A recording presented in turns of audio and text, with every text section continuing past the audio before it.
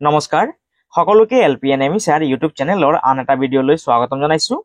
আজি আমি পঢ়িম ষষ্ঠ শ্ৰেণীৰ আমাৰ বিজ্ঞান কিতাপখনৰ দ্বিতীয় ভাগত দিয়া পাঠ নম্বৰ 9, যাৰ নাম হৈছে দৈৰ্ঘ্যৰ জোখ আৰু গতি, আৰু যাক ইংলিছত কোৱা হৈছে measurement of length and motion. এই পাঠটো পোনপ্ৰথমে তোমালোকে ভালদৰে পঢ়ি ল'বা। আজি আমি এই পাঠটোৰ পিছফালে থকা যিখিনি অনুশীলনী ভিত্তিক প্ৰশ্ন দিয়া আছে সেই প্ৰশ্নখিনি আজি আমি সমাধান কৰিম। সেইবাবে চোৱা অনুশীলনীত দিয়া প্ৰশ্নখিনি কি দিয়া আছে। প্ৰথমে অসমীয়াত চাই লোৱা। 1 নম্বৰ প্ৰশ্ন, স্তম্ভ 1ৰ প্ৰতিটো বস্তু স্তম্ভ 2ৰ আটাইতকৈ উপযুক্ত এককৰ সৈতে মিলোৱা। এই সাইডত স্তম্ভ 1 দিয়া আছে আৰু এই সাইডত স্তম্ভ 2 দিয়া আছে। এই সাইডটোৰ লগত আমি এই সাইডটো মিলাব লাগে। প্ৰথমে চোৱা 1 নম্বৰ প্ৰশ্নটো কি দিয়া আছে, অট্টালিকাৰ উচ্চতা। অট্টালিকা মানে হৈছে এখন ঘৰ। ঘৰৰ উচ্চতাটো আমি কিহৰে জুকিম? ইয়াত দিয়া আছে cm, cm মানে সেন্টিমিটাৰ, m মানে মিটাৰ, mm মানে হৈছে মিলিমিটাৰ আৰু km মানে হৈছে কিলোমিটাৰ। অট্টালিকাৰ উচ্চতাটো আমি মিটাৰত জুকিম, সেইকাৰণে 1ৰ লগত তোমালোকে এই 2 নম্বৰটো মিলাবা। তাৰপিছত বি নম্বৰটো চোৱা কি কৈছে, দুখন চহৰৰ মাজত দূৰত্ব। দুখন চহৰৰ মাজত দূৰত্ব আমি কিলোমিটাৰত জুকিম, সেইকাৰণে বি নম্বৰটোৰ লগত 4 নম্বৰটো মিলাবা। চি নম্বৰৰ পেন্সিলৰ দৈৰ্ঘ্য। পেন্সিলৰ দৈৰ্ঘ্য আমি সেন্টিমিটাৰৰে জুকিম, সেইকাৰণে 1 নম্বৰটোৰ লগত মিলাবা। আৰু বহিৰ বেদ আমি মিলিমিটাৰৰ লগত মিলাম, 2 নম্বৰটোৰ লগত 3 নম্বৰটো মিলাই দিবা। আৰু চোৱা ইংলিছত কি কৈছে, 1 নম্বৰ প্ৰশ্ন, মেচ ইচ আইটেম ইন কলম 1 with most appropriate units of কলম 2। ইয়াত কলম 1 দিয়া আছে, ইয়াত কলম 2 দিয়া আছে। কলম 1ৰ লগত 2টো মিলাব লাগে। হাইট অফ বিল্ডিং, বিল্ডিঙৰ হাইটটো আমি কিহত জুকিম? মিটাৰত জুকিম, এইটোৰ লগত 2 নম্বৰটো মিলাবা। B number, distance between two cities. Distance between two cities আমি কিলোমিটাৰেৰে জুকিম, সেইকাৰণে বি নম্বৰটোৰ লগত 4 নম্বৰটো মিলাবা। 4 নম্বৰটো মিলাবা। C number, length of pencil. Length of পেন্সিলটো আমি সেন্টিমিটাৰেৰে জুকিম। আৰু D number, thickness of your notebook আমি কিহেৰে জুকিম? মিলিমিটাৰত জুকিম। এতিয়া আমি স্কেলৰ সহায়ত বুজিম মিলিমিটাৰ কি সেন্টিমিটাৰ কি। এতিয়া চোৱা, মই ইয়াত এখন স্কেল ললো। স্কেল পাতত চোৱা ইয়াত কিমান আছে, 0 দিয়া আছে আৰু ইয়াত আছে 1, অৰ্থাৎ ইয়াৰ পৰা ইয়াত হৈছে 1 সেন্টিমিটাৰ। এতিয়া 1 সেন্টিমিটাৰ হবলৈ চোৱা মাজত সৰুকে 10খন আঁচ দিয়া আছে, মাজত সৰুকে 10খন আঁচ দিয়া আছে। সেই আঁচখিনিকে কি বুলি কোৱা হয়? মিলিমিটাৰ বুলি কোৱা হয়। অৰ্থাৎ যেতিয়া 10 মিলিমিটাৰ হ'ব তেতিয়া কিমান সেন্টিমিটাৰ হ'ব? 1 সেন্টিমিটাৰ। অৰ্থাৎ আমি ক'ব পাৰি যে 10 মিলিমিটাৰ হলে কিমান সেন্টিমিটাৰ হ'বগৈ? 1 সেন্টিমিটাৰ। আকৌ চোৱা, মই ইয়াত এপাত স্কেল ললো। এই স্কেল পাতৰ জোখটো চোৱা কিমান দিয়া আছে, 30 সেন্টিমিটাৰ। চোৱা ইয়াত কিমান লিখা আছে? 30, হয়নে? 30 সেন্টিমিটাৰ লিখা আছে। অৰ্থাৎ এই স্কেল পাতৰ দৈৰ্ঘ্য কিমান? 30 সেন্টিমিটাৰ। 30 কিমান হ'ব? 90। 90 লগত যেতিয়া আমি আৰু 10 সেন্টিমিটাৰ লম তেতিয়া কিমান হ'ব? 100। যেতিয়া 100 সেন্টিমিটাৰ হৈ যাব, স্কেল পাতত যেতিয়া 100 সেন্টিমিটাৰ হ'ব তেতিয়া আমি তাক কি বুলি কওঁ?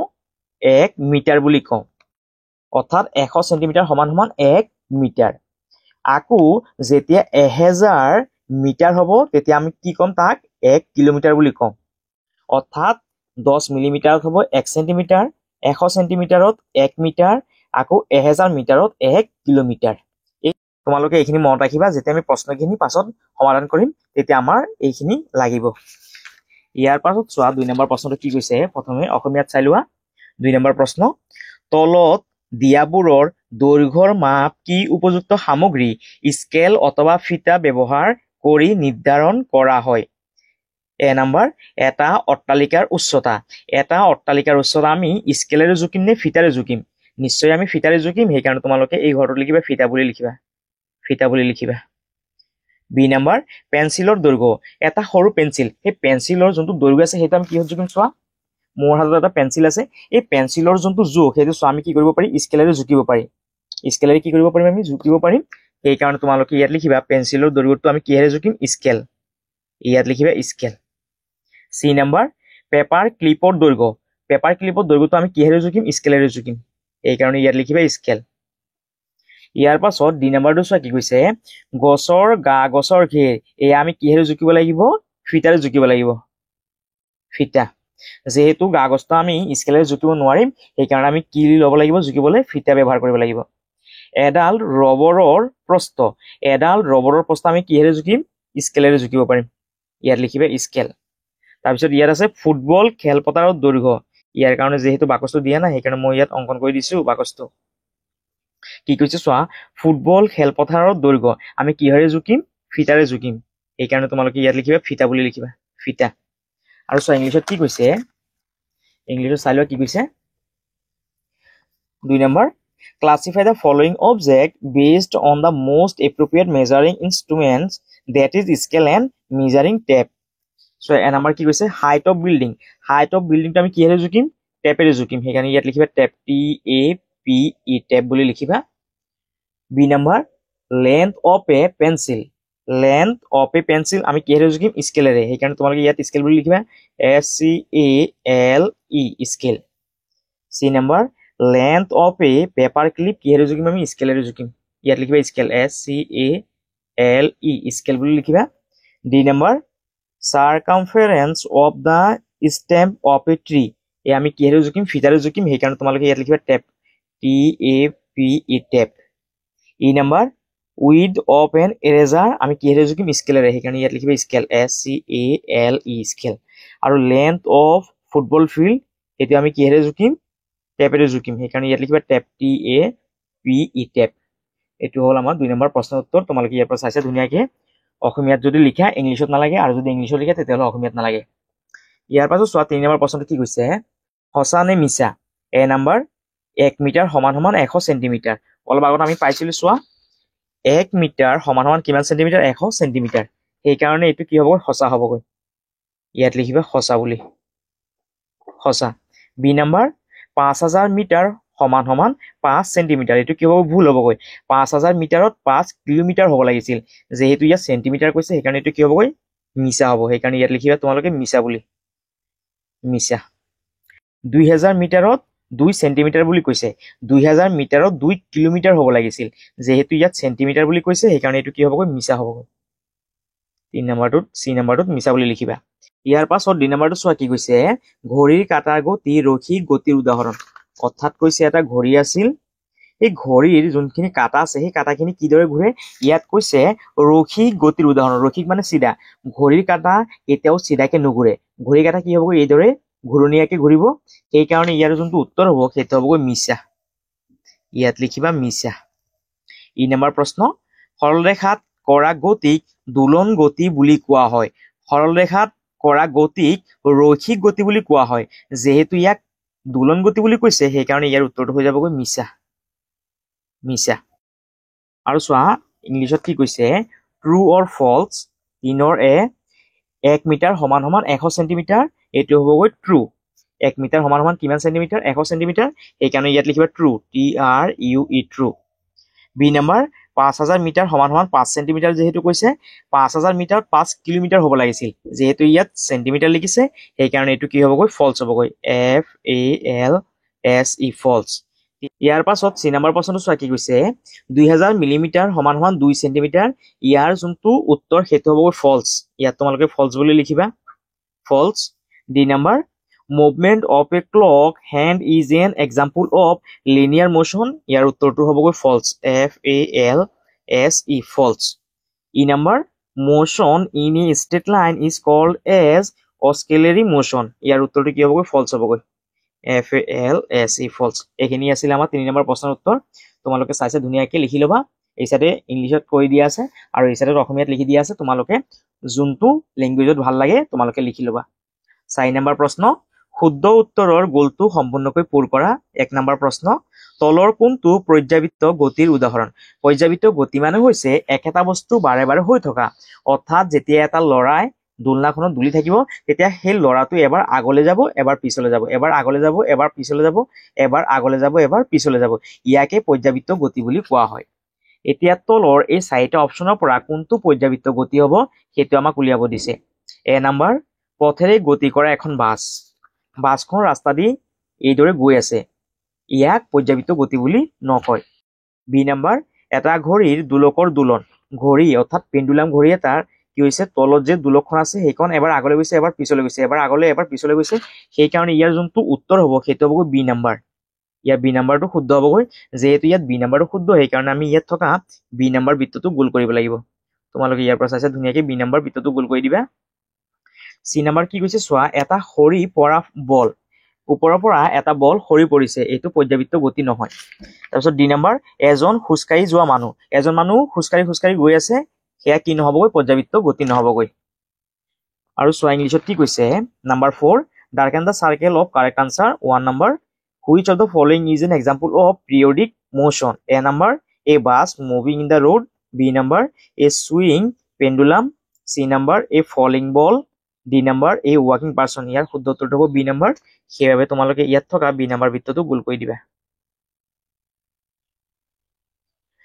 ইয়াৰ পাছত 2 নম্বৰটো চোৱা কি কৈছে, তলৰ কোনটো বৃত্তাকাৰ গতিৰ উদাহৰণ, অৰ্থাৎ তলত থকা কোনটো বস্তু গোলকে ঘূৰিছে সেয়া আমি উলিয়াব লাগে। এ নাম্বাৰ গতিশীল অৱস্থাত থকা দোলনা এখন, গতিশীল দোলনা এখন কি হ'বগৈ, এবাৰ আগলৈ যাব এবাৰ পাছলৈ যাব, কিন্তু সেয়া কি নহ'বগৈ, ঘূৰণীয়া নহ'বগৈ। এখন চলন্ত ৰেল, ৰেলখন কি হ'বগৈ, সদায় সি চিধাকে গৈ থাকিবগৈ। চি নাম্বাৰ চলি থকা চিলিং ফেনৰ ব্লেড, চিলিং ফেনটো কি হ'বগৈ, বৃত্তাকাৰ আকাৰত ঘূৰিবগৈ, চিলিং ফেনটো কি হ'বগৈ, এইদৰে ঘূৰি থাকিব হয়নে, বৃত্তাকাৰ গতিত ঘূৰি থাকিব। সেইকাৰণে ইয়াৰ যোনটো শুদ্ধ উত্তৰ সেইটো হ'বগৈ চি নাম্বাৰ, চিলিং ফেন কি হ'বগৈ, বৃত্তাকাৰ গতিত ঘূৰিব। যিহেতু ইয়াত চি নাম্বাৰ অপশ্যনটো শুদ্ধ, সেইকাৰণে আমি ইয়াত থকা চি নাম্বাৰ বৃত্তটো গোল কৰিব লাগিব। তোমালোকে চাইছে ইয়াৰ পৰা চি নাম্বাৰ অপশ্যনটো গোল কৰি দিবা। ইয়াত চোৱা 2 নম্বৰটো কি কৈছে, which of the following is an example of circular motion, A number a swing in motion, B number a moving train, C number a ceiling fan's blade in motion, D number a moving cycle. যোনটো আমাৰ ceiling fan আছে, সেই ceiling ফেনৰ যোনখিনি blade আছে, সেই ব্লেডখিনি কি হ'বগৈ, বৃত্তাকাৰ গতিত ঘূৰিব। সেইকাৰণে ইয়াৰ উত্তৰটো হ'বগৈ চি নাম্বাৰ, সেইবাবে তোমালোকে ইয়াত থকা চি নাম্বাৰ বৃত্তটো গোল কৰি দিবা। ইয়াৰ পৰা চাইছে তোমালোকে চি নাম্বাৰ বৃত্তটো ভালকে গোল কৰি দিবা। আৰু এয়াই আছিলে আমাৰ 4 নম্বৰ প্ৰশ্নৰ উত্তৰ।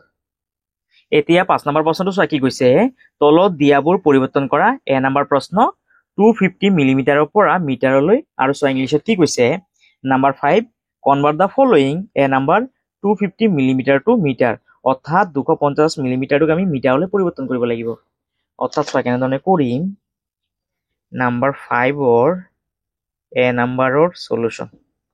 প্ৰথমে প্ৰশ্নটো লিখি লোৱা, চাইছে কিমান আছে, 250 মিলিমিটাৰৰ পৰা মিটাৰলৈ। ইয়াত লিখা 250 মিলিমিটাৰৰ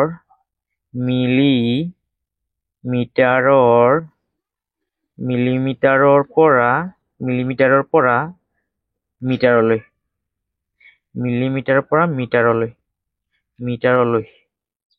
এতিয়া চোৱা কেনেধৰণে কৰিম, ইয়াত লিখিবা, আমি জানো যে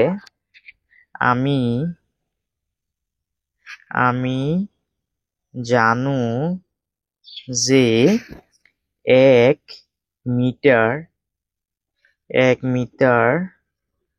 সমান 1000 মিলিমিটাৰ।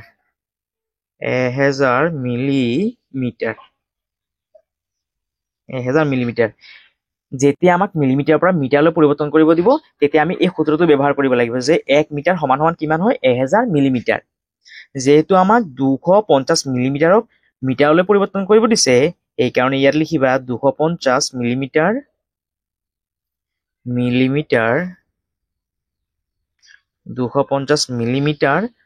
সমান এই 250 মিলিমিটাৰটো যেহেতু আমি মিটাৰলৈ পৰিৱৰ্তন কৰিম, সেইকাৰণে আমি এই 250টোক এই 1000 দি হৰণ কৰিব লাগিব।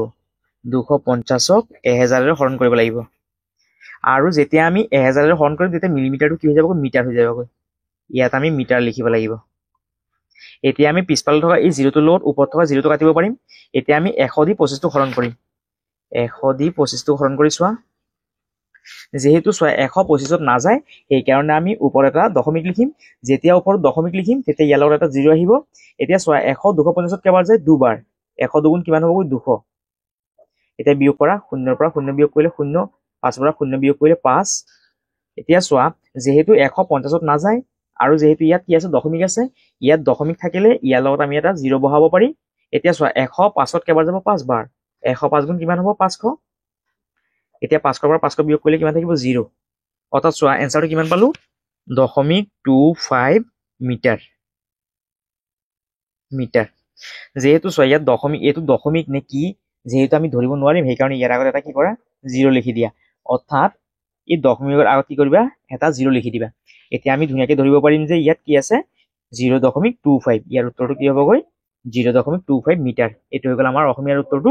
আৰু যদি ইংলিছত লিখা, তেতিয়াহ'লে তোমালোকে এনেধৰণে লিখিবা, প্ৰথমে প্ৰশ্নটো লিখিবা এ নম্বৰৰ সলিউশন প্ৰথমে চাইছা প্ৰশ্নটো লিখি লোৱা কিমান আছে 250 মিলিমিটাৰ টু মিটাৰ প্ৰশ্নটো লিখা 250 মিলিমিটাৰ টু মিটাৰ এতিয়া ইয়াত লিখিবা উই নো ডেট মানে হৈছে আমি জানো আমি কি জানো আমি জানো যে 1 মিটাৰ সমান সমান 1000 মিলিমিটাৰ যেহেতু আমাক 250 মিলিমিটাৰটোক মিটাৰলৈ পৰিৱৰ্তন কৰিব দিছে এইকাৰণে ইয়াত লিখা 250 মিলিমিটাৰ সমান সমান যেতিয়া আমি মিলিমিটাৰৰ পৰা মিটাৰত পৰিৱৰ্তন কৰিম তেতিয়া আমি সংখ্যাটোক 1000 ৰে হৰণ কৰিব লাগিব 250 1000 ৰে হৰণ কৰা আৰু যেতিয়া আমি 1000 ৰে হৰণ কৰিম তেতিয়া মিলিমিটাৰটো কি হৈ যাব মিটাৰ হৈ যাবগৈ এতিয়া আমি পিছফালে থকা এই জিৰোটোৰ লগত এই জিৰোটো কাটিব পাৰিম আৰু যেতিয়া আমি 100 দি 25 টো হৰণ কৰিম তেতিয়া কিমান পাম 0.25 মিটাৰ এইটো হৈ গ'ল আমাৰ ইংৰাজী উত্তৰটো যদি তোমালোকে যদি অসমীয়া উত্তৰটো লিখা তেতিয়াহ'লে ইংলিছত নালাগে আৰু যদি ইংলিছত কৰা তেতিয়াহ'লে অসমীয়াত নালাগে ইয়াৰ পৰা চাইছে তোমালোকে 5ৰ এ নম্বৰৰ উত্তৰটো লিখি ল'বা এতিয়া বি নম্বৰটো চোৱা কেনেধৰণে কৰিবা বি নম্বৰৰ সলিউশন প্ৰথমে প্ৰশ্নটো লিখি লোৱা কিমান আছে 7.5 কিলোমিটাৰৰ পৰা মিটাৰলৈ ইয়াত লিখা 7.5 কিলোমিটাৰৰ পৰা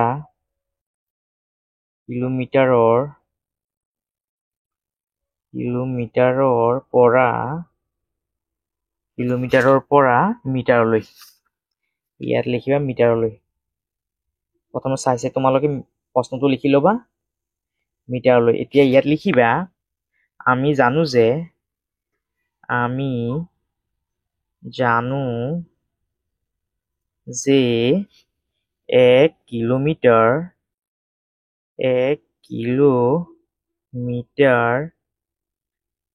1 কিলোমিটাৰ সমান সমান 1000 মিটাৰ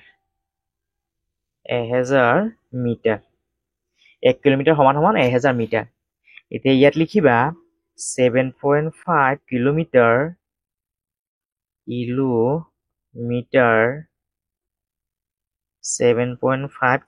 সমান সমান এতিয়া আমি এই 7.5 কিলোমিটাৰক আমি মিটাৰলৈ পৰিৱৰ্তন কৰিব লাগিব সেইবাবে এই 7.5 ৰ লগত আমি 1000 কি কৰিব লাগিব পূৰণ কৰিব লাগিব সেইবাবে ইয়াত লিখিবা 7.5 পূৰণ 1000 আৰু ইয়াত লিখিবা মিটাৰ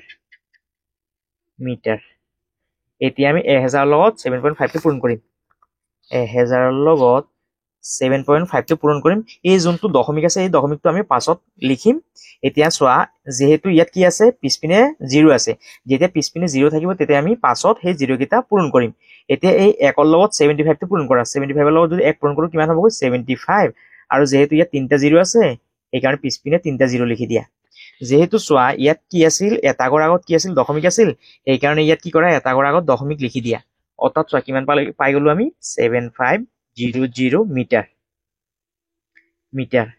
অৰ্থাৎ 7.5 কিলোমিটাৰ মানে 7500 মিটাৰ এইটো হৈ গ'ল আমাৰ বি নম্বৰ প্ৰশ্নৰ উত্তৰ অসমীয়াত আৰু যদি ইংলিছত লিখা তেতিয়াহ'লে এনেধৰণে লিখিবা বি নম্বৰৰ সলিউশন সো ইংলিছত কি লিখা আছে 7.5 কিলোমিটাৰ টু মিটাৰ ইয়াত লিখিবা প্ৰশ্নটো 7.5 কিলোমিটাৰ টু মিটাৰ ইয়াত লিখিবা উই নো ডেট মানে হৈছে আমি জানো আমি কি জানো আমি জানো যে 1 কিলোমিটাৰ সমান সমান 1000 মিটাৰ এতিয়া আমি এই 7.5 কিলোমিটাৰটোক মিটাৰলৈ পৰিৱৰ্তন কৰিব লাগিব সেইবাবে ইয়াত লিখিবা 7.5 কিলোমিটাৰ সমান সমান এই 7.5 টো লিখি লোৱা যেতিয়া আমি কিলোমিটাৰ পৰা মিটাৰলৈ পৰিৱৰ্তন কৰিম তেতিয়া আমি 1000 দি পূৰণ কৰিব লাগিব ইয়াত 1000 লিখা আৰু ইয়াত মিটাৰ লিখি দিয়া এতিয়া আমি 1000 লগত যেতিয়া 7.5 টো পূৰণ কৰিম তেতিয়া কিমান পাম 7500 ইয়াত লিখি দিবা 7500 আৰু ইয়াত মিটাৰ লিখি দিয়া এইটো হৈ গ'ল আমাৰ বি নম্বৰ প্ৰশ্নৰ উত্তৰ তোমালোকে ইয়াৰ পৰা চাইছে ধুনীয়াকৈ লিখি ল'বা এইটো হ'ল আমাৰ বি নম্বৰ প্ৰশ্নৰ উত্তৰ ইয়াৰ পাছত চি নম্বৰটো চোৱা কি কৈছে চি নম্বৰৰ সলিউশন প্ৰথমে আমি অসমীয়াত কৰিম প্ৰথমে প্ৰশ্নটো লিখি লোৱা 3 মিটাৰৰ পৰা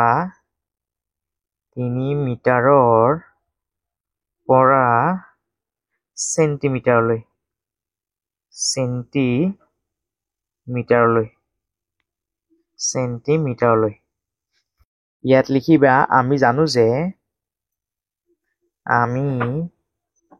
জানো যে আমি জানো যে 1 মিটাৰ সমান সমান 100 সেন্টিমিটাৰ। আমি জানো যে 1 মিটাৰ সমান সমান 100 সেন্টিমিটাৰ। এইটো হৈছে আমাৰ সূত্ৰ। যেতিয়া আমাক মিটাৰৰ পৰা সেন্টিমিটাৰলৈ নিব দিয়ে তেতিয়া আমি এই সূত্ৰটো ব্যৱহাৰ কৰিব লাগিব। এতিয়া চোৱা কি কৈছে, 3 মিটাৰক আমি কি কৰিব লাগিব, সেন্টিমিটাৰলৈ নিব লাগে। এইকাৰণে ইয়াত লিখিবা 3 মিটাৰ। 3 মিটাৰ সমান সমান এই 3ৰ লগত এই 100টো কি কৰিব লাগিব, পূৰণ কৰিব লাগিব। যেতিয়া আমাক মিটাৰৰ পৰা সেন্টিমিটাৰত নিব দিয়ে তেতিয়া আমি সংখ্যাটো 100ৰে পূৰণ কৰিব লাগিব। যেতিয়া আমি 100ৰে পূৰণ কৰিম তেতিয়া সেন্টিমিটাৰটো কি হৈ যাবগৈ, সেন্টিমিটাৰ নহয়, মিটাৰটো কি হৈ যাবগৈ, সেন্টিমিটাৰ হৈ যাবগৈ। সেন্টিমিটাৰ, মিটাৰটো সেন্টিমিটাৰ হৈ যাবগৈ। এতিয়া 3ৰ লগত 100টো পূৰণ কৰা কিমান হ'বগৈ, 300। আৰু ইয়াত লিখি দিয়া সেন্টিমিটাৰ। সেন্টিমিটাৰ অৰ্থাৎ 3 মিটাৰ মানে কিমান সেন্টিমিটাৰ, 300 সেন্টিমিটাৰ। 1 মিটাৰ মানে 100 সেন্টিমিটাৰ, 2 মিটাৰ মানে কিমান হ'ব, 200 সেন্টিমিটাৰ, আৰু 3 মিটাৰ মানে কিমান হ'বগৈ, 300 সেন্টিমিটাৰ। এইটো হৈ গ'ল আমাৰ চি নাম্বাৰটো উত্তৰ। আৰু যদি ইংলিছত লিখা তেতিয়াহ'লে তোমালোকে এনেধৰণে লিখিবা, চি নাম্বাৰৰ সলিউশ্যন। চোৱা প্ৰশ্নটো কি লিখা আছে, 3 metre to centimetre. 3 metre to centimetre. এতিয়া চোৱা কেনেধৰণে কৰিম, ইয়াত লিখিবা যে উই নো ডেট, অৰ্থাৎ আমি জানো যে 1 মিটাৰ সমান সমান 100 সেন্টিমিটাৰ। অতএব 3 মিটাৰ মানে কিমান হ'বগৈ, এই 3ক আমি 100ৰে কি কৰিব লাগিব, পূৰণ কৰিব লাগিব। যেতিয়া আমি 100ৰে পূৰণ কৰিম তেতিয়া মিটাৰটো কি হৈ যাবগৈ, সেন্টিমিটাৰ। এতিয়া 3ৰ লগত 100টো পূৰণ কৰা, 3 100 গুণ কিমান হ'বগৈ, 300 সেন্টিমিটাৰ। এইটো হৈ গ'ল আমাৰ চি নম্বৰ প্ৰশ্নৰ উত্তৰ। ইয়াৰ পাছত ডি নম্বৰ প্ৰশ্নটো চোৱা কেনেধৰণে কৰিম। ডি নম্বৰৰ সলিউশ্যন, প্ৰথমে প্ৰশ্নটো চাই চাই লিখি লোৱা। 1.25 মিটাৰৰ পৰা মিলিমিটাৰলৈ। ইয়াৰ পিছত লিখিবা আমি জানো যে 1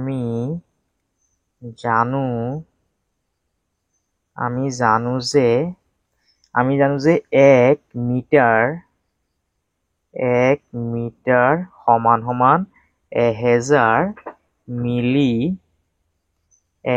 মিলিমিটাৰ। এইটো হৈছে আমাৰ সূত্ৰ। এই সূত্ৰটো তোমালোকে মনত ৰাখিবা, 1 মিটাৰ সমান সমান 1000 মিলিমিটাৰ। এতিয়া আমি 1.25 মিটাৰক মিলিমিটাৰলৈ পৰিৱৰ্তন কৰিব লাগিব। সেইবাবে ইয়াত লিখিবা 1.25 মিটাৰ সমান সমান 1.25 পূৰণ 1000 মিলিমিটাৰ।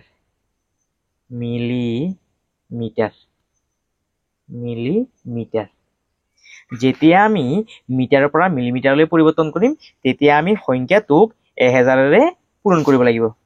এতিয়া এই 1000ৰে 1.25টো পূৰণ কৰা, ইয়াত লিখা 1000। এতিয়া 1.25টো পূৰণ কৰা, ইয়াত লিখা 1.25। দশমিকটো লিখিব নালাগে। এতিয়া আমি তেনেকে পূৰণ কৰিম। চোৱা এই যে পিছপিনে যে 0 আছে, এই 0 আমি পাছত লিখিম। এতিয়া এই 125ৰ লগত 1টো পূৰণ কৰি লোৱা। 125ৰ লগত 1 পূৰণ কৰিলে কিমান হ'বগৈ, 125। আৰু যিহেতু ইয়াত 3টা 0 আছে সেইকাৰণে ইয়াত 3টা 0 লিখি দিয়া। যেহেতু চোৱা ইয়াত 25ৰ আগত ইয়াত 25 অৰ্থাৎ দুটাগৰ আগত যেহেতু কি আছিল, ইয়াত দশমিক আছে, সেইকাৰণে ইয়াত কি কৰা, দুটাগৰ আগত দশমিক লিখি দিয়া। এতিয়া চোৱা কিমান পালো, 1250। ইয়াত লিখা 1250 মিলিমিটাৰ। এইটো হৈ গ'ল আমাৰ ডি নম্বৰৰ উত্তৰ অসমীয়াত। আৰু চোৱা ইংলিছত কেনেধৰণে কৰিবা, ডি নম্বৰৰ সলিউশ্যন। প্ৰথমে প্ৰশ্নটো চাই লোৱা কিমান আছে, 1.25 metre to millimetre. 1.25 metre to millimetre. ইয়াত লিখিবা উই নো ডেট আমি এটা কথা জানো যে 1 মিটাৰ সমান সমান 1000 মিলিমিটাৰ। ইয়াত লিখিবা যে 1.25 মিটাৰ সমান সমান 1.25 পূৰণ 1000 মিলিমিটাৰ। যেতিয়া আমি মিটাৰৰ পৰা মিলিমিটাৰলৈ পৰিৱৰ্তন কৰিম তেতিয়া আমি 1000ৰে পূৰণ কৰিব লাগিব সংখ্যাটোক। এতিয়া আমি 1000ক যেতিয়া 1.25ৰে পূৰণ কৰিম তেতিয়া কিমান পাম? 1250 মিলিমিটাৰ। এইটো হৈ গ'ল আমাৰ 2 নম্বৰ প্ৰশ্নৰ উত্তৰ। তোমালোকে ইয়াৰ পৰা চাইছে ধুনীয়াকৈ লিখি ল'বা। ইয়াৰ পাছত 6 নম্বৰ প্ৰশ্নটো চোৱা কি কৈছে, তোমাৰ ঘৰ আৰু স্কুলৰ মাজৰ দূৰত্ব 2000 মিটাৰ, ইয়াক কিলোমিটাৰলৈ ৰূপান্তৰ কৰা। আৰু চোৱা ইংলিছত কি কৈছে, distance between your home and school is 2000 metre, convert it into kilometre. অৰ্থাৎ চোৱা কেনেধৰণে কৰিম।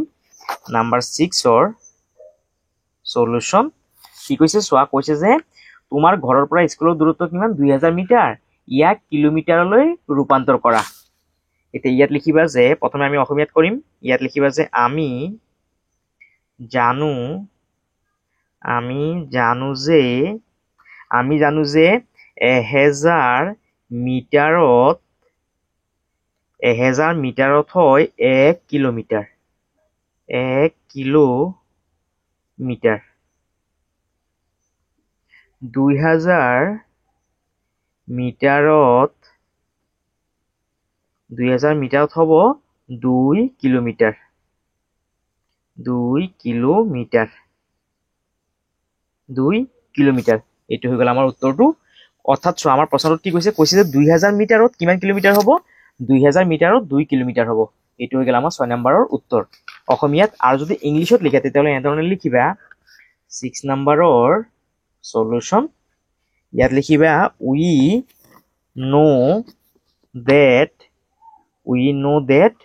1000 মিটাৰ সমান 1 কিলোমিটাৰ, 2000 মিটাৰ সমান 2 কিলোমিটাৰ। এইটো হৈ গ'ল আমাৰ 6 নম্বৰৰ উত্তৰ ইংলিছত। যদি তোমালোকে ইংলিছত লিখে তেতিয়াহ'লে অসমীয়াত নালাগে, আৰু যদি অসমীয়াত লিখে তেতিয়াহ'লে ইংলিছত নালাগে। ইয়াৰ পাছত 7 নম্বৰ প্ৰশ্নটো চোৱা কি কৈছে, এডাল ৰছীৰ সহায়ত তোমাৰ চাৰিওফালে থকা বিভিন্ন বস্তু যেনে পেঞ্চিল, কলম, জ্যামিতি বাকচ আদি দৈৰ্ঘ্যৰ জোখ লোৱা। প্ৰতিটো দৈৰ্ঘ্য মিলিমিটাৰ আৰু চেণ্টিমিটাৰত প্ৰকাশ কৰা আৰু তথ্যসমূহ এখন টেবুলত লিপিবদ্ধ কৰা। আৰু চোৱা ইংলিছত কি কৈছে, with the help of a thread measure the length of different objects around you such as pencil, pen, geometry box, etc. Express each length in millimeter, centimeter and record your findings in a table. অৰ্থাৎ চোৱা কেনেধৰণে কৰিম। Number 7ৰ solution. প্ৰথমে আমি এখন তালিকা বনাব লাগিব। মই হাতেৰে ইয়াত তালিকাখন বনাই দিছোঁ, তোমালোকে স্কেলৰ সহায়ত তালিকাখন বনাই ল'বা। প্ৰথমে আমি ইয়াত বস্তুখিনিৰ নাম লিখিম। ইয়াত লিখিবা, অসমীয়াত হ'লে লিখিবা বস্তুৰ নাম। বস্তুৰ নাম। আৰু যদি ইংলিছত লিখা তেতিয়াহ'লে লিখিবা অবজেক্টছ, OBJECTS, অবজেক্টছ নেম। তাৰপিছত ইয়াত কি লিখিব দিছে, প্ৰতিটো দৈৰ্ঘ্য মিলিমিটাৰ আৰু চেণ্টিমিটাৰত প্ৰকাশ কৰা। ইয়াত লিখিবা চেণ্টিমিটাৰ। অসমীয়াত হ'লে লিখিবা চেণ্টিমিটাৰ আৰু ইংলিছত লিখিবা CM। আৰু ইয়াত লিখিবা মিলিমিটাৰ।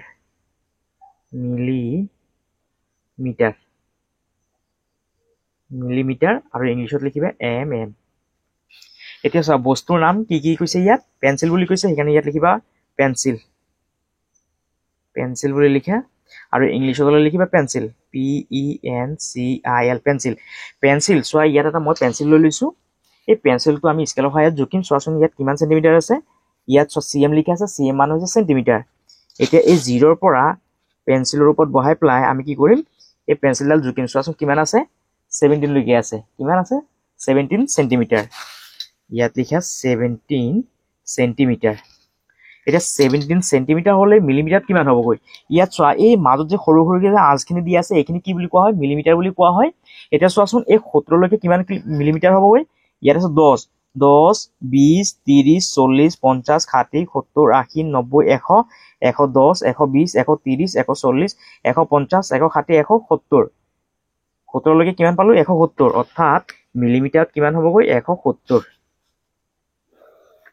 ইয়াৰ পিছত চোৱা কি লিখা আছে, কলম। ইয়াত লিখিবা কলম। কলম আৰু ইংলিছত হ'লে লিখিবা পেন। পেন বুলি লিখিবা। এতিয়া চোৱা ইয়াত এটা কলম আছে, এই কলমটো আমি জুখিম স্কেলৰ সহায়ত। কলমটো জুখি চোৱাচোন কিমান হয়। 0ৰ পৰা জুখি চোৱাচোন কিমান হৈছেগৈ। ইয়াত 13লৈকে ধৰিলোঁ, কিমান হৈছেগৈ? 13 চেণ্টিমিটাৰ, হয়নে? সেইকাৰণে ইয়াত লিখিবা 13 চেণ্টিমিটাৰ। আৰু 13 চেণ্টিমিটাৰ হ'লে মিলিমিটাৰত কিমান হ'বগৈ 130 হ'বগৈ। এই 13 লগত 10 এটা পূৰণ কৰি দিবা। 13 লগত 10 পূৰণ কৰিলে কিমান হ'বগৈ 130। তাৰ মানে কলমৰ জোখটো কিমান হ'বগৈ 130 মিলিমিটাৰ। তাৰপিছত কি আছে চোৱা, জ্যামিতি বাকচ। ইয়াত লিখিবা জ্যামিতি বাকচ। আৰু ইংলিছত লিখিবা জিঅ'মেট্ৰি, GEOMETRY,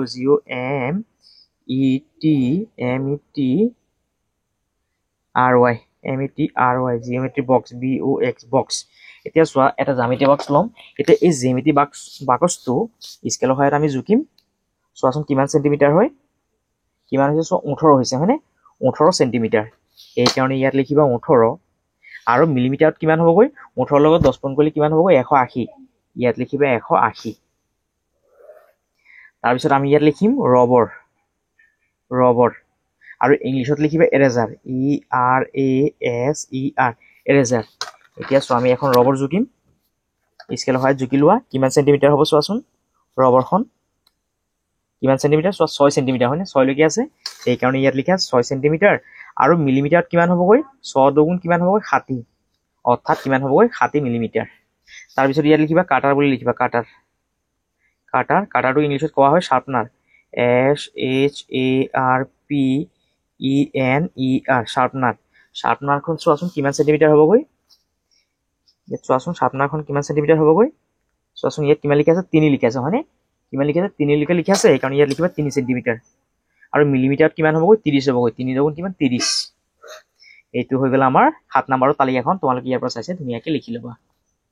ইয়াৰ পাছত 8 নম্বৰ প্ৰশ্নটো চোৱা কি কৈছে, তোমাৰ শ্ৰেণীকোঠাত থকা বিভিন্ন বস্তু পৰ্যবেক্ষণ কৰা আৰু তলত দিয়া ধৰণে সেইবোৰৰ দৈৰ্ঘ্যৰ ওপৰত ভিত্তি কৰি শ্ৰেণীভুক্ত কৰা। অৰ্থাৎ কৈছে আমাৰ শ্ৰেণীকোঠাত থকা এনেকুৱা কিছুমান বস্তু আমাক পৰ্যবেক্ষণ কৰিব দিছে, যোনখিনি 10 চেণ্টিমিটাৰতকৈ কম, 10 চেণ্টিমিটাৰৰ পৰা 1 মিটাৰৰ ভিতৰত আৰু 1 মিটাৰতকৈ অধিক। তোমাৰ পৰ্যবেক্ষণবোৰ উপযুক্ত তালিকাত লিপিবদ্ধ কৰা। আৰু চোৱা ইংলিছত কি কৈছে, observe different objects in your classroom and classify them based on their length less than 10 centimeter, between 10 centimeter and 1 meter, and more than 1 meter. Record your observation in appropriate table. অৰ্থাৎ চোৱা কেনেধৰণে কৰিম। চোৱা মই ইয়াত তালিকাখন বনাই থৈছিলোঁ 8 নম্বৰ প্ৰশ্নৰ আগতীয়াকৈ। 10 চেণ্টিমিটাৰতকৈ কম যোনখিনি বস্তু হ'ব সেইখিনি নাম আমি ইয়াত লিখিম। 10 চেণ্টিমিটাৰৰ পৰা 1 মিটাৰৰ ভিতৰত যোনখিনি বস্তু আছে সেইখিনি নাম আমি ইয়াত লিখিম। আৰু যোনখিনি বস্তু 1 মিটাৰতকৈ অধিক সেইখিনিৰ নাম আমি ইয়াত লিখিম। এতিয়া চোৱা কেনেধৰণে কৰিবা। 10 চেণ্টিমিটাৰতকৈ কম কি বস্তু আমাৰ ক্লাছত আছে সেইখিনি হ'বগৈ ৰবৰ। ইয়াত তোমালোকে লিখিবা ৰবৰ, যাক ইংলিছত কোৱা হয় এৰেজাৰ, ERASER, এৰেজাৰ বুলি লিখিব পাৰা। যদি ৰবৰ লিখা তেতিয়াহ'লে ইংলিছত এৰেজাৰ লিখিব নালাগে, আৰু যদি ইংলিছত লিখা তেতিয়াহ'লে অসমীয়াত লিখিব নালাগে। তাৰপিছত ইয়াত লিখিব পাৰিবা চক কি হ'বগৈ 10 চেণ্টিমিটাৰতকৈ সৰু হ'বগৈ। ইংলিছত লিখিবা চক, CHALK, চক। তাৰপিছত আমি কাটাৰ লিখিব পাৰি, ইয়াত লিখিবা কাটাৰ, আৰু ইংলিছত লিখিবা শাৰ্পনাৰ, SHARPENER, শাৰ্পনাৰ। তাৰপিছত 10 চেণ্টিমিটাৰৰ পৰা 1 মিটাৰৰ ভিতৰত কি বস্তু আছে আমাৰ ক্লাছৰুমত, আমি লিখিব পাৰিম পেঞ্চিলটো 10 চেণ্টিমিটাৰতকৈ ডাঙৰ কিন্তু 1 মিটাৰতকৈ সৰু হ'বগৈ। ইংলিছত লিখিবা পেঞ্চিল, PENCIL, পেঞ্চিল। তাৰপিছত আমি লিখিব পাৰি কলম। ইয়াত লিখিবা পেন বুলি, ইংলিছত লিখিলে পেন বুলি লিখিবা। তাৰপিছত আমি লিখিব পাৰি জ্যামিতি বক্স,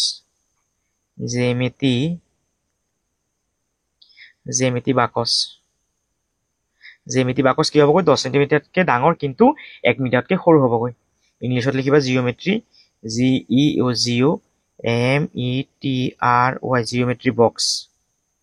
তাৰপিছত তোমালোকে স্কেল লিখিব পাৰা, স্কেল কি হ'বগৈ 10 চেণ্টিমিটাৰতকৈ ডাঙৰ কিন্তু 1 মিটাৰতকৈ সৰু। স্কেল ইংলিছত লিখি দিবা স্কেল বুলি, SCALE, স্কেল। তাৰপিছত কিতাপ লিখিব পাৰা তোমালোকে, কিতাপ ইংলিছত লিখিবা বুকছ, BOOKS, বুকছ। এতিয়া ইয়াত লিখিব লাগিব আমি 1 মিটাৰতকৈ অধিক, অৰ্থাৎ 1 মিটাৰতকৈ ডাঙৰ কি বস্তু আমাৰ ক্লাছৰুমত আছে। ইয়াত লিখিবা ডেস্ক বুলি লিখিবা তোমালোকে, ডেস্ক। ইংলিছত লিখিবা DESK, ডেস্ক। তাৰপিছত তোমালোকে বেঞ্চ লিখিব পাৰা, বেঞ্চ। ইংলিছত লিখিবা বেঞ্চ, BENCH, বেঞ্চ। তাৰপিছত তোমালোকে চকী লিখিব পাৰা, চকী। ইয়াত লিখিবা চেয়াৰ, CHAIR, চেয়াৰ। তাৰপিছত তোমালোকে লিখিব পাৰা কৃষ্ণফলক, কৃষ্ণ ফলক ফলক কৃষ্ণ ফলকক ইংলিছত কি বুলি কোৱা হয় blackboard BLACK black board BOARD board blackboard লিখিব পাৰা তাৰপিছত তোমালোকে ইয়াত লিখিব পাৰা তাৰপিছত লিখিব পাৰা আলমাৰি ইয়াত লিখিবা আলমাৰি ইংলিছত লিখিবা আলমিৰা ALMIRAS মিৰা আলমিৰা বুলি লিখিবা এইটো হৈ গ'ল আমাৰ 8 নম্বৰ প্ৰশ্নৰ উত্তৰ তোমালোকে ইয়াৰ পৰা চাইছে ধুনীয়াকৈ লিখি ল'বা 9 নম্বৰ প্ৰশ্ন তোমাৰ তিনিজন বন্ধুক এখন বেৰৰ ওচৰত থিয় হ'বলৈ কোৱা বেৰত সিহঁতৰ উচ্চতা চিহ্নিত কৰা এতিয়া তেওঁলোকৰ উচ্চতা জুখি প্ৰতিজনৰে উচ্চতাৰ জোখ মিটাৰ আৰু চেণ্টিমিটাৰত প্ৰকাশ কৰা আৰু চোৱা ইংলিছত কি কৈছে Ask 3 of your friends to stand against a wall. Mark their height on the wall. Now measure their height and express each measurement in meter and centimeter. অর্থাৎ চোৱা কেনেধৰণে কৰিম নাম্বাৰ 9ৰ সলিউশন কৈছে যে তোমাৰ তিনিজন বন্ধুক এখন বেৰৰ ওচৰত থিয় হ'বলৈ কোৱা ধৰিলো এখন বেৰ এই বেৰৰ ইয়াত মোৰ তিনিজন বন্ধু আছে এই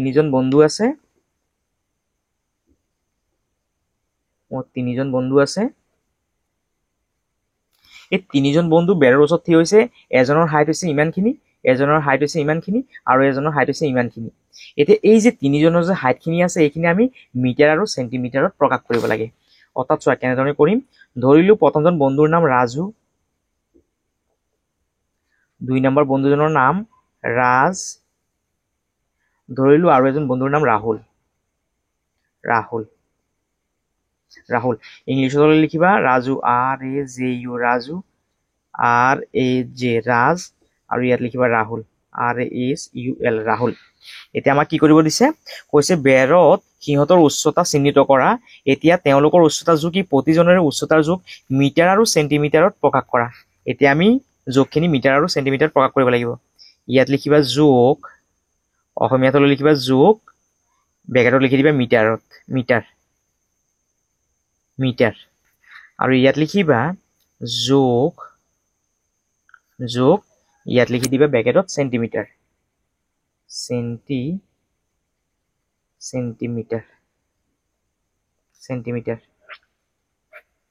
আৰু যদি ইংলিছত লিখা তেতিয়াহ'লে লিখিবা মেজাৰমেণ্ট MEASURE মিজাৰ লিখি পেলাই ইয়াত লিখি দিবা ব্ৰেকেটত M আৰু ইয়াত লিখি দিবা মিজাৰ MEASURE মিজাৰ ব্ৰেকেটত লিখি দিবা চেণ্টিমিটাৰ এতিয়া ধৰিলো ৰাজুৰ যোনটো জোখ সেইটো মিটাৰত হৈছে 1.30 মিটাৰ চেণ্টিমিটাৰত কি হ'ব ইয়াৰ জোখটো হ'ব 130 চেণ্টিমিটাৰ মিটাৰত যদি 1.30 হয় চেণ্টিমিটাৰত কি হ'বগৈ 130 হ'বগৈ অৰ্থাৎ ইয়াৰ যোনটো কি আছে দশমিক আছে এইটো নাইকিয়া হৈ যাবগৈ ধৰিলো ৰাজৰ যোনটো জোখ মিটাৰত সেইটো ধৰিলো 1.40 চেণ্টিমিটাৰত কিমান হ'বগৈ 140 ৰাহুলৰ জোখটো ধৰিলো 1.50 চেণ্টিমিটাৰত কিমান হ'বগৈ ইয়াৰ জোখটো 150 এইটো হৈ গ'ল আমাৰ 9 নম্বৰ প্ৰশ্নৰ উত্তৰ তোমালোকে ইয়াৰ পৰা চাইছে ধুনীয়াকৈ লিখি ল'বা ইয়াৰ পাছত 10 নম্বৰ প্ৰশ্নটো চোৱা কি কৈছে তোমাৰ চাৰিওফালৰ বিভিন্ন ধৰণৰ গতি চিনাক্ত কৰা ৰৈখিক বৃত্তাকাৰ আৰু দোলন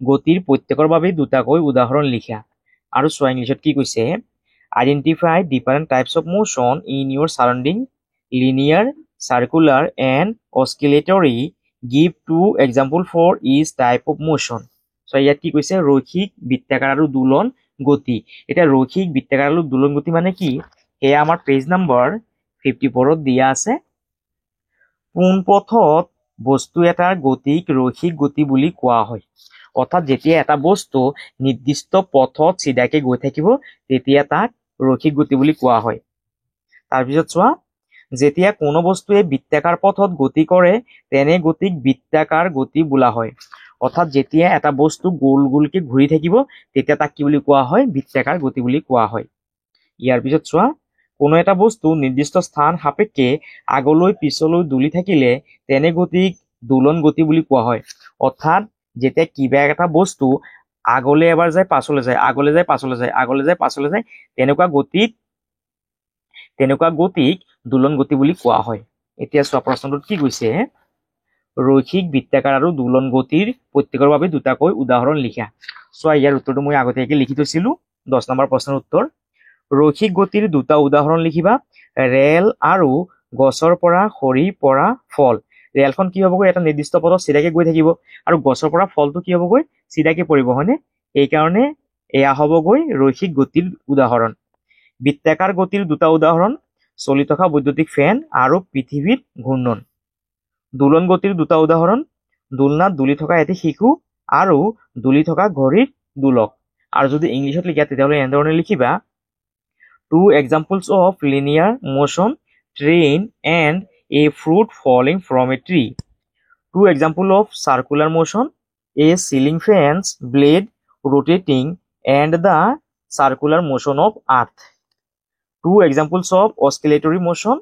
a child on a swing and a pendulum clock এটো আছিল আমাৰ 10 নম্বৰ প্ৰশ্নৰ উত্তৰ তোমালোকে ইয়াৰ পৰা চাই ধুনীয়াকৈ লিখি লবা যদি তোমালোকে যদি অসমীয়াত যদি উত্তৰটো লিখা তেতিয়াহ'লে ইংলিছত নালাগে আৰু যদি ইংলিছত উত্তৰটো লিখা তেতিয়াহ'লে অসমীয়াত লিখিব নালাগে ইয়াৰ পাছত 11 নম্বৰ প্ৰশ্নটো চোৱা কি কৈছে তলৰ ছবিখন চাই খালী ঠাই পূৰ কৰা এ নম্বৰ প্ৰশ্ন এই ছোৱালীজনীৰ নাম অনিমা অনিমাই ইয়াত থিয় হৈ আছে এই ল'ৰাজনৰ নাম হৈছে প্ৰীতম প্ৰীতমে ইয়াত থিয় হৈ আছে এই ল'ৰাজনৰ নাম হৈছে বিকাশ বিকাশ ইয়াত থিয় হৈ আছে এই ছোৱালীজনীৰ নাম হৈছে গাৰ্গী গাৰ্গীয়ে ইয়াত থিয় হৈ আছে আৰু এই ল'ৰাজনৰ নাম হৈছে অংকুৰ অংকুৰ ইয়াত থিয় হৈ আছে এতিয়া চোৱা প্ৰশ্নটো কি কৈছে প্ৰসংগ বিন্দু ইয়াত দূৰত্ব আছে এতিয়া চোৱা ইয়াত কি লিখা আছে প্ৰীতম প্ৰীতমৰ পৰা বিকাশৰ দূৰত্বটো কিমান চোৱাচোন প্ৰীতম ক'ত আছে ইয়াত প্ৰীতমৰ পৰা বিকাশৰ যোনটো দূৰত্ব সেইটো চোৱাচোন কিমান মিটাৰ দিয়া আছে ইয়াত 3 মিটাৰ দিয়া আছে সেইকাৰণে আমি ইয়াত 3 বুলি লিখিম 3 মিটাৰ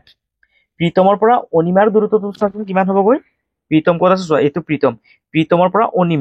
প্ৰীতমৰ পৰা অনিমাৰ দূৰত্বটো কিমান আছে 3 মিটাৰ যেহেতু আছে সেইকাৰণে তোমালোকে ইয়াত 3 বুলি লিখিবা আৰু ইংলিছতো ইয়াত 3 ইয়াতো 3 বুলি লিখিবা ইয়াৰ পিছত চোৱা কি আছে অংকুৰৰ পৰা গাৰ্গীৰ দূৰত্ব কিমান চোৱাচোন অংকুৰ ক'ত লিখা আছে ইয়াত অংকুৰৰ পৰা গাৰ্গীৰ দূৰত্ব কিমান 3 মিটাৰ এইকাৰণে ইয়াত 3 বুলি লিখিবা আকৌ অংকুৰৰ পৰা প্ৰীতমৰ দূৰত্বটো কিমান চোৱাচোন অংকুৰৰ পৰা প্ৰীতমৰ দূৰত্ব ইয়াৰ পৰা ইয়াত 3 মিটাৰ আকৌ ইয়াৰ পৰা ইয়াত 3 মিটাৰ 3 মিটাৰ কিমান হ'ব 6 মিটাৰ সেইভাবে তোমালোকে ইয়াত 6 বুলি লিখিবা আৰু ইংলিছতো ইয়াত লিখিবা 3 ইয়াত লিখিবা 6 তাৰ পিছত চোৱা কি আছে অনিমা চোৱাচোন ক'ত লিখা আছে এইটো অনিমা ইয়াত কি লিখা আছে অনিমাৰ পৰা প্ৰীতমৰ দূৰত্ব অনিমা আছে ইয়াত প্ৰীতম আছে ইয়াত অনিমাৰ পৰা প্ৰীতমৰ দূৰত্ব কিমান 3 মিটাৰ সেইকাৰণে ইয়াত লিখিবা 3 আৰু অনিমাৰ পৰা বিকাশৰ দূৰত্ব কিমান হ'বগৈ চোৱা অনিমা ক'ত আছে ইয়াত অনিমাৰ পৰা বিকাশৰ দূৰত্ব কিমান ইয়াৰ পৰা ইয়াত 3 সেন্টিমিটাৰ আকৌ ইয়াৰ পৰা ইয়াত 3 সেন্টিমিটাৰ অৰ্থাৎ ইয়াৰ পৰা ইয়াৰ দূৰত্ব কিমান 3 কিমান হ'ব 6 এইকাৰণে ইয়াত লিখিবা 6 আৰু ইংলিছত লিখিবা ইয়াত লিখিবা 3 ইয়াত লিখিবা 6 তাৰ পিছত চোৱা কি লিখা আছে গাৰ্গীৰ পৰা বিকাশ গাৰ্গী ক'ত আছে চোৱা ইয়াত আছে গাৰ্গীৰ পৰা বিকাশৰ দূৰত্ব কিমান ইয়াত 3 মিটাৰ ইয়াত 3 মিটাৰ 3 কিমান হ'ব 6 অৰ্থাৎ ইয়াৰ দূৰত্বটো কিমান হ'ব 6 মিটাৰ আৰু গাৰ্গীৰ পৰা অংকুৰৰ দূৰত্ব কিমান চোৱাচোন গাৰ্গীৰ পৰা অংকুৰৰ দূৰত্ব কিমান মিটাৰ 3 মিটাৰ ইয়াত লিখিবা 3 আৰু ইংলিছত ইয়াত লিখিবা 6 ইয়াত লিখিবা 3 আৰু এইটোই আছিল আমাৰ 11 নম্বৰৰ এৰ উত্তৰ ইয়াৰ পাছত 11ৰ বি নম্বৰটো চোৱা কি কৈছে ইয়াত আছে প্ৰসংগ বিন্দু এ বি চি ডি আৰু ইয়াত আছে গুৱাহাটীলৈ দূৰত্ব এতিয়া ইয়াত চোৱা ইয়াত লিখা আছে গুৱাহাটী ইয়াত কিমান কিলোমিটাৰ 0 কিলোমিটাৰ এই গুৱাহাটীৰ পৰা এ যোনটো বিন্দু আছে ইয়াৰ পৰা ইয়াৰ দূৰত্বটো কিমান কিলোমিটাৰ চোৱা দিয়া আছে 20 কিলোমিটাৰ সেইকাৰণে এই ঘৰটোত লিখিবা তোমালোকে 20 কিলোমিটাৰ তাৰপিছত চোৱা এই গুৱাহাটীৰ পৰা বি বিন্দুটোৰ দূৰত্ব কিমান ইয়াৰ পৰা ইয়াৰ দূৰত্বটো কিমান লিখা আছে 40 লিখা আছে সেইকাৰণে ইয়াত লিখিবা 40 কিলোমিটাৰ তাৰপিছত এই গুৱাহাটীৰ পৰা চি যোনটো বিন্দু আছে প্ৰসংগ বিন্দু এই বিন্দুটোৰ দূৰত্ব কিমান 60 কিলোমিটাৰ সেইভাবে ইয়াত লিখিবা তোমালোকে 60 কিলোমিটাৰ আকৌ এই গুৱাহাটীৰ পৰা ডি যোনটো প্ৰসংগ বিন্দু আছে হেয়াৰ দূৰত্বটো কিমান 80 কিলোমিটাৰ ইয়াত লিখা 80 কিলোমিটাৰ তাৰপিছত কি কৈছে চোৱা ৰহালৈ দূৰত্ব আৰু চোৱা এই গুৱাহাটীৰ পৰা ৰহা কিমান দূৰত্ব 100 কিলোমিটাৰ এতিয়া আমি এই ৰহাৰ পৰা এইফালে আহিম ৰহাৰ পৰা গুৱাহাটী ফালে আহিম এতিয়া চোৱা এই ৰহাৰ পৰা এ যোনটো কি আছে এ যোনটো প্ৰসংগ বিন্দু আছে সেইটো দূৰত্ব কিমান হ'ব ইয়াৰ পৰা ইয়াত হ'ব 20 ইয়াত হ'ব 40 আৰু 20 60 আৰু ইয়াত কিমান হ'বগৈ 80 হ'বগৈ অৰ্থাৎ ৰহাৰ পৰা এই যোনটো এ প্ৰসংগ বিন্দু আছে সেইটো দূৰত্ব কিমান হ'বগৈ 80 কিলোমিটাৰ এতিয়া ৰহাৰ পৰা বি যোনটো প্ৰসংগ বিন্দু আছে সেইটো দূৰত্ব কিমান হ'বগৈ ইয়াত 20 20 20 40 40 আৰু 20 কিমান হ'ব 60 ইয়াত লিখি দিয়া 60 কিলোমিটাৰ এতিয়া এই ৰহাৰ পৰা চি যোনটো প্ৰসংগ বিন্দু আছে সেইটো দূৰত্ব কিমান হ'বগৈ ইয়াৰ পৰা ইয়াত 20 কিলোমিটাৰ আকৌ ইয়াৰ পৰা ইয়াত 20 কিলোমিটাৰ 20 20 কিমান হ'বগৈ 40 চি প্ৰসংগ বিন্দুৰ দূৰত্ব কিমান হ'বগৈ 40 কিলোমিটাৰ আকৌ এই ৰহাৰ পৰা গুৱাহাটীৰ দূৰত্ব কিমান 20 কিলোমিটাৰ ইয়াত লিখি দিয়া 20 কিলোমিটাৰ আৰু ইয়াত কি লিখিছে গুৱাহাটীৰ পৰা ৰহা এতিয়া এই গুৱাহাটীৰ পৰা ৰহা দূৰত্বটো কিমান আছে 100 কিলোমিটাৰ সেইভাবে তোমালোকে ইয়াত লিখিবা 100 কিলোমিটাৰ এটো আছিল আমাৰ 11ৰ বিৰ উত্তৰ আৰু তোমালোকে ইংলিশত ইয়াত লিখিবা 20 কিলোমিটাৰ 20 তাৰ পিছত আছে 40 কিলোমিটাৰ তাৰ পিছত আছে 60 কিলোমিটাৰ তাৰ পিছত আছে 80 কিলোমিটাৰ এতিয়া ইয়াক উল্টা কৰি দিয়া 80 কিলোমিটাৰ 60 কিলোমিটাৰ 40 কিলোমিটাৰ 20 কিলোমিটাৰ আৰু ইয়াত লিখি দিয়ে 100 কিলোমিটাৰ এটো হৈ গ'ল আমাৰ 11ৰ বিৰ উত্তৰ তোমালোকে ইয়াৰ পৰা চাইছে ধুনীয়াকৈ লিখি লবা আৰু এইখিনি আছিল আমাৰ পাঠভিত্তিক অনুশীলনীৰ প্ৰশ্নৰ উত্তৰখিনি তোমালোকে চাইছে ধুনীয়াকৈ লিখি লবা আৰু যদি তোমালোকে যদি ভিডিওটো যদি ভাল লাগিছে তেতিয়াহলে তোমালোকে চেনেলটো সাবস্ক্ৰাইব কৰিবা ভিডিওটো শেয়াৰ কৰিবা আৰু কমেন্ট কৰিবলৈ নাপাহৰিবা সকলোকে ধন্যবাদ